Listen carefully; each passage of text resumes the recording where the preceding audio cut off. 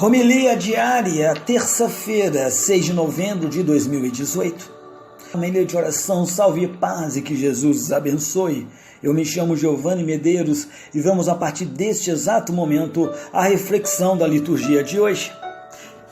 Comecemos a nossa experiência em nome do Pai, do Filho, do Espírito Santo. Amém. Vinde, Espírito Santo, enchei os corações de vossos fiéis e acendei nele o fogo do vosso amor. Enviai o vosso Espírito e tudo será criado e renovareis a face da terra. Oremos. Ó Deus, que instruíste os corações de vossos fiéis com a luz do Espírito Santo, fazei que apreciemos retamente todas as coisas segundo o mesmo Espírito e gozemos de sua consolação por Cristo Senhor nosso. Amém. Pedimos agora, Senhor, que esta palavra se torne viva, se torne eficaz em nossas vidas, ó Pai, e não volte para o Senhor sem produzir em cada um de nós aquilo e o efeito que você tanto espera. Eu falo que o segundo dom do Espírito é o entendimento que ilumina a inteligência, é a capacidade de captar algo das verdades mais profundas da fé, a habilidade para entender o sentido mais profundo da palavra de Deus. Mas não é um dom dos estudiosos, porque o Espírito Santo ele pode derramar este dom de maneira preciosa em uma pessoa que nem mesmo sabia ler e que não tenha recebido nenhuma instrução. Essa pessoa, embora não saiba explicar com clareza o que sabe, ela pode possuir uma grande intuição espiritual que lhe permite entender as coisas mais elevadas e mais sublimes da fé cristã. Quando alguém procura estudar, aprofundar a sua fé ou compreender a Bíblia, tem de invocar o Espírito Santo para que derrame este dom com maior intensidade, porque a nossa mente, sem a luz do Espírito Santo, nadinha pode compreender dos mistérios da fé. Na primeira leitura de hoje da carta de São Paulo aos Filipenses, nós escutamos hoje um dos mais belos e intensos textos do Novo Testamento. Trata-se de um hino cristológico de fundamental importância, provavelmente recolhido por Paulo de uma tradição anterior e que ele nos transmite. O apóstolo introduz o texto com uma exortação: tende entre vós estes sentimentos que estão em Cristo Jesus. Não estamos perante uma vaga recomendação, mas perante uma autorizada indicação a caminhar, vivendo como Jesus viveu. A exemplaridade de Jesus é fundamental no seu ministério, que por sua vez ilumina a vida dos cristãos. O hino subdivide-se em duas partes. Os descrevem a catabasis, o esvaziamento de Jesus, que sendo Deus, se fez homem, tomando a condição de servo e humilhando-se até a morte e morte de cruz. Descrevem a anabasis, isto é, a exaltação de Jesus pelo Pai, ao ressuscitá-lo dos mortos e ao conceder-lhe um nome que está acima de todo nome, adorável no céu e na terra, e que deve ser proclamado a todo mundo. Jesus Cristo é o Senhor. O mistério de Cristo é sintetizado de modo linear e com tempo. A fé do cristão encontra aqui o seu centro e a sua síntese, graças a Paulo, que não só se fez evangelizador dele, mas também, em primeiro lugar, foi discípulo e foi testemunha. Já no Evangelho de Lucas de hoje, Lucas, ele passa espontaneamente de um banquete humano ao banquete escatológico, pois isso liga a parábola ouvida ontem à de hoje, introduzindo a expressão: felizes os que o comem no banquete do reino de Deus. Trata-se da participação na comunhão com Deus, quando da ressurreição dos justos. A dimensão escatológica da nossa fé e da nossa experiência é mais do que evidente. A parábola refere vários convites e várias recusas daqueles que não compreenderam a novidade da presença de Jesus, nem sentiram necessidade da salvação.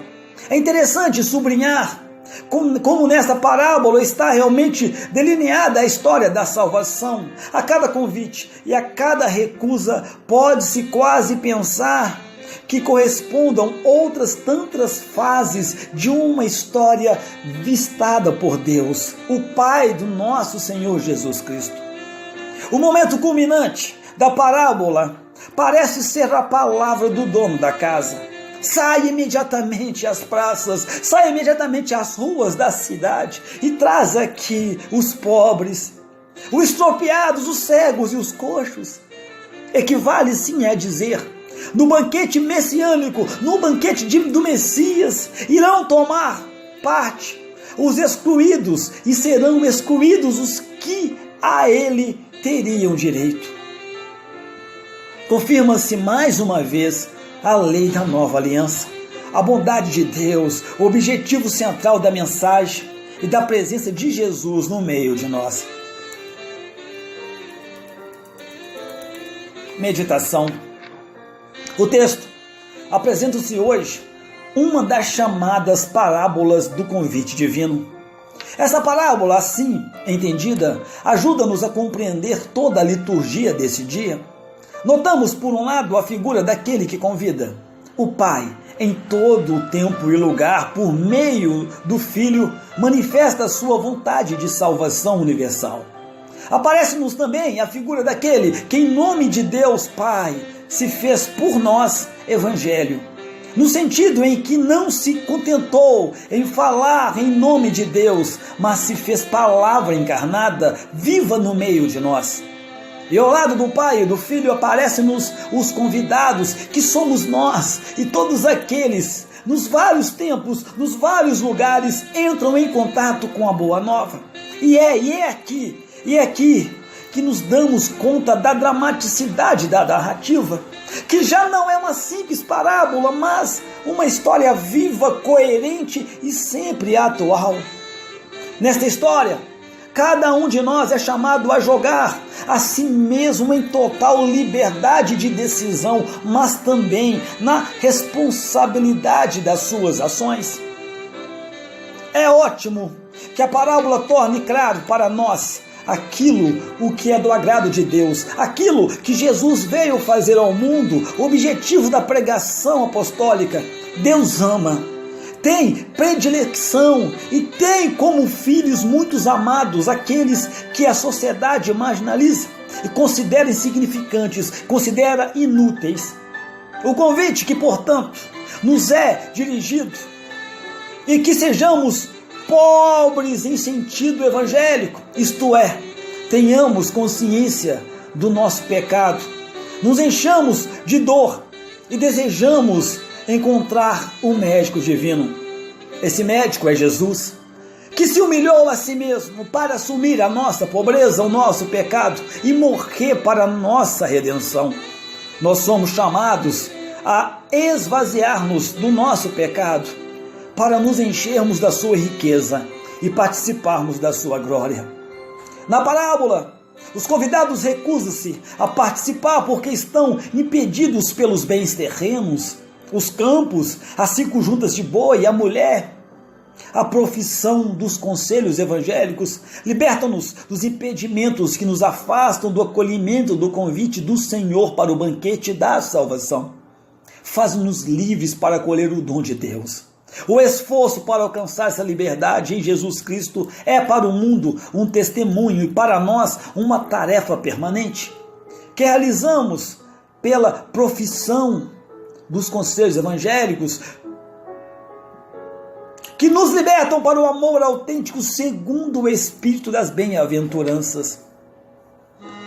Está lá em Nulli Gentili, os religiosos, pelo seu estado, dão alto e exime um testemunho que o mundo não pode transfigurar-se e oferecemos a Deus seu Espírito das bem-aventuranças, mas todos os cristãos são chamados a participar as bem-aventuranças em virtude da sua profissão batismal.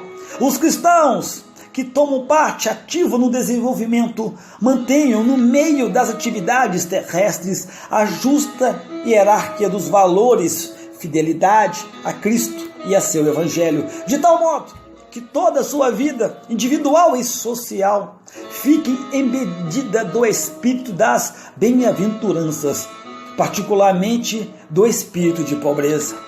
O espírito de pobreza torna-nos disponíveis para acolher o dom de Deus. A prática dos conselhos, devemos ser as testemunhas por excelência no meio do povo de Deus. Esta exigência das bem-aventuranças na prática de uma autêntica vida cristã. Oração. Senhor, liberta-nos dos obstáculos que nos impedem de acolher cordialmente os teus dons e, sobretudo, o dom que és tu mesmo. Liberta-nos do nosso passado glorioso ou carregado de injustiças e de ressentimentos. Liberta-nos do nosso presente mesquinho ou cativante.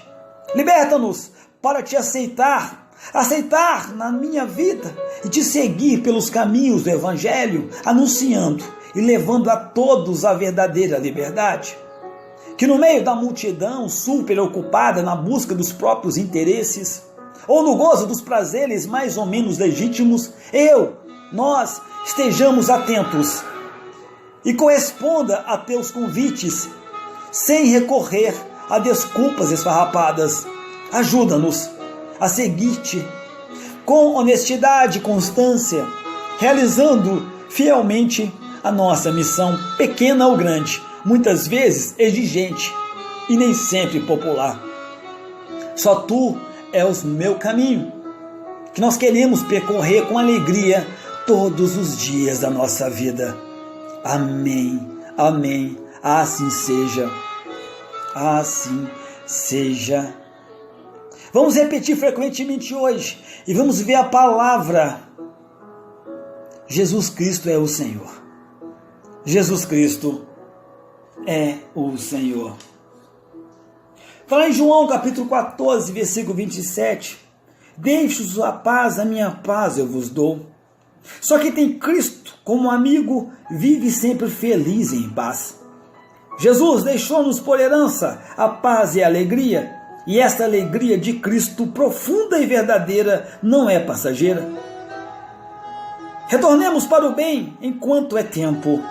Para isso, temos a Jesus, verdade, vida, caminho e paz, como companheiro de jornada. Quando somos agradecidos, vivemos mais alegres e em paz conosco e com nossos semelhantes. Dentro de nós deveria sempre existir a paz advinda do Espírito Santo, capaz de nos dar aptidão para escutar a tudo com a sua mente, sem preconceitos. Deixo-vos a paz, a minha paz eu vos dou. A paz é um dom, é uma graça, uma conquista, um privilégio, uma riqueza. Amado e amada, nunca, jamais se esqueça. Deus ama muito, muito, muitíssimo você. Dai-nos a bênção, Mãe querida, Nossa Senhora Auxiliadora. Dai-nos a bênção, Mãe querida, Nossa Senhora Auxiliadora. A nossa proteção está em nome do nosso Senhor, que fez os céus e a terra. Estamos aqui unidos e permaneceremos sempre unidos em nome do Deus que é Pai, que é Filho, que é Espírito Santo. Amém. Amém. Assim seja.